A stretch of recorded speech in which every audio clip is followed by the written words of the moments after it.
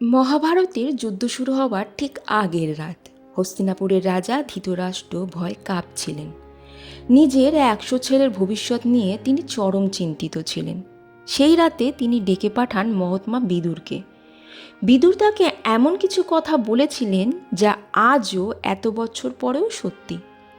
আপনি কি একজন সফল ও জ্ঞানী মানুষ? মিলিয়ে নিন বিদুর নীতির এই 3টি মহা উপদেশ। নাম্বার 1, বিদুর নীতি অনুযায়ী ডিগ্রি থাকলেই কেউ জ্ঞানী হয় না। প্রকৃত জ্ঞানী বা পণ্ডিত সেই যার মন চরম সুখে অহংকারী হয় না আর চরম দুঃখে ভেঙে পড়ে না। জ্ঞানী মানুষরা তাদের কাজ করার আগে ঢাকঢোল পেটান না।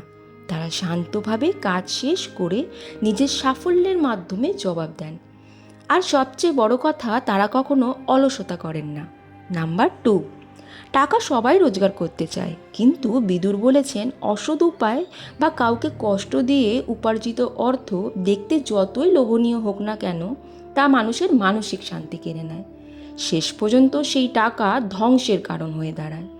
তাই সৎ পথে রোজগার করুন এবং নিজের আয়ের চেয়ে সবসময় কম খরচ করুন, যাতে কখনো ঋণের গোলাম হতে না হয়।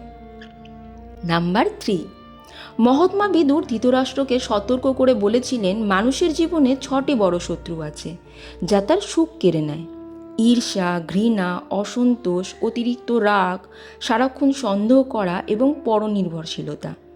এই 6টি স্বভাব যার মধ্যে থাকবে, সে কোটি টাকার প্রাসাদে থাকলেও কখনো শান্তিতে ঘুমাতে পারবে না।